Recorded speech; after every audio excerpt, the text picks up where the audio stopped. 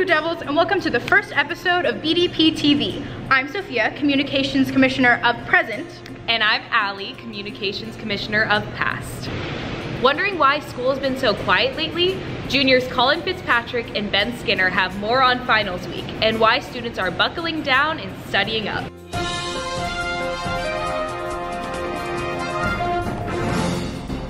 Hello and welcome to the first installment of Academic Announcements. I'm Ben Skinner. I'm Colin Fitzpatrick. Today we are bringing you 5 tips for success on all of your finals.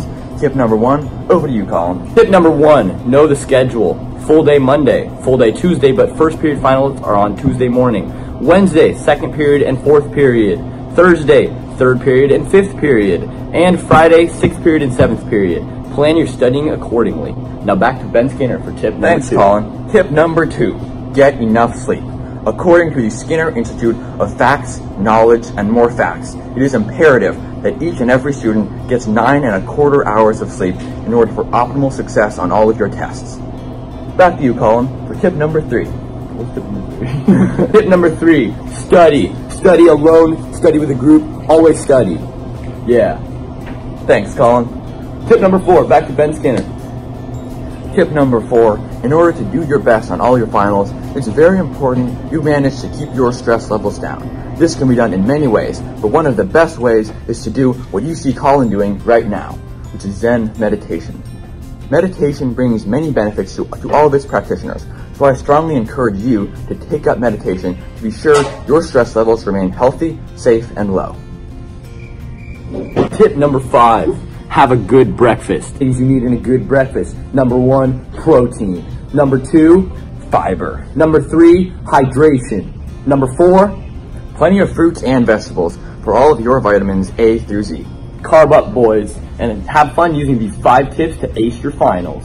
No matter whether you need a 60% or 160% to pass your classes, these 5 tips will help you succeed. Thanks, guys. This has been Ben Skinner and Colin Fitzpatrick with Academic Announcements. See you next time, guys. What an exciting time this is, but I know you guys will be just fine. We now move into the world of sports with our junior analyst, Sandy McLaughlin. She had the opportunity to sit down with Blue Devil midfielder Maya Doms and talk about the upcoming women's soccer blackout game.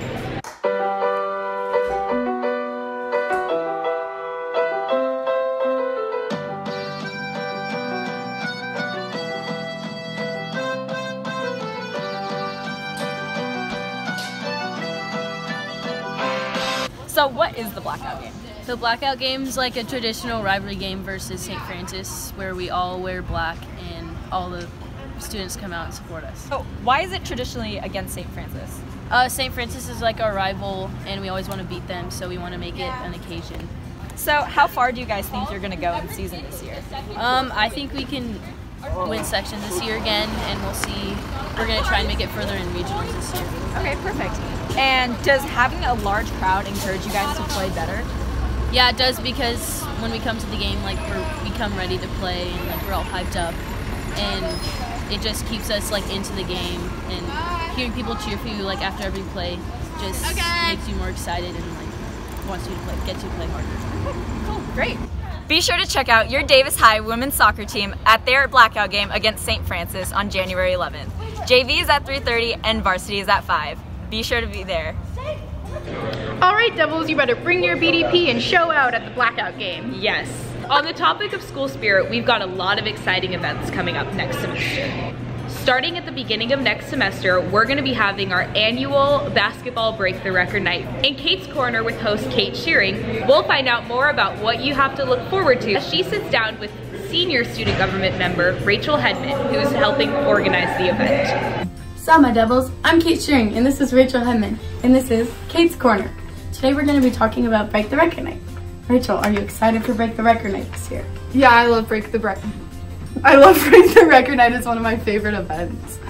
I Can you describe what Break the Record Night is? Yeah, Break the Record Night is basically a basketball game where we try and break the year before's like attendance, and so we're just trying to get as many people there as possible. How is this year's event going to be different than last year's?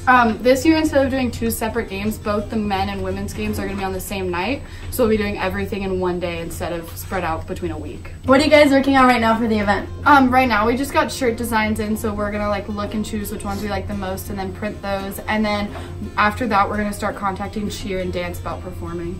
Can you give us some general info on the event? Yeah, so the event is white out, so you make sure you're wearing all white when you go, and then once you're there, there's gonna be like halftime games and a routine, and overall it's just like a fun way to show spirit for your basketball teams. What do people have to look forward to with this event? My favorite's always a halftime game, and like also getting to dress up is just super fun, and like seeing your friends. It's always a good event. Anything else you want to add? No, that's it. Thanks, Rachel. Videography, Sydney Moore. Pretty sure I don't have to say this, but you guys better put Break the Record Night in your calendars and bring the noise. Finally, the DHS Executive Board is always trying to make this campus more exciting and inviting. While you might know about all of the Student Government Executive Board's flaws and insecurities thanks to ASB President Kenneth Wang's diss track, they're working hard behind the scenes to improve the school we love. Right now, the Executive Board is getting the ball rolling on elections for next year. Executive Board member Sydney Moore is here with the details as to how you can apply and exactly what you need to know. Oh hey, didn't see you there. My name's Sydney, ASB Secretary. And elections are right around the corner, Blue Devils. If you want to run for a position, pick up an application in ASC 100.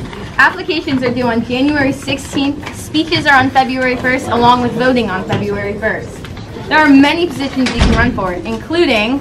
I'm Secretary of Spirit, and I'm in charge of Spirit Weeks and BDP Squad. I'm Junior Class President. I'm in charge of Winter Ball, as well as representing the junior class at exec meetings with my Vice President. I'm Senior Class Vice President. I help with prom and the senior shirts. ASB Vice President, I run the Stud Give class along with the ASB President. ASB President, I run the Stud Give class and as well exec board meetings. I'm Clubs Commissioner. I know everything there is to know about clubs and about your deepest secrets. I'm your ASB Treasurer and I organize the budgets for the ASB class. I'm School Board Representative. I represent the views of the entire school, the Davis Joint Unified School District School Board. I'm Senior Class President. I help plan prom and other senior events. I'm your Sophomore Senate, and I'll be representing all the sophomores this year. I'm Junior Class Vice President, and I also do Homecoming Float and Winter Ball. And I'm Communications Commissioner. I write the potty press and do this video bulletin. As I said before, I'm ASB Secretary, and I get to take notes during our weekly meetings every Monday.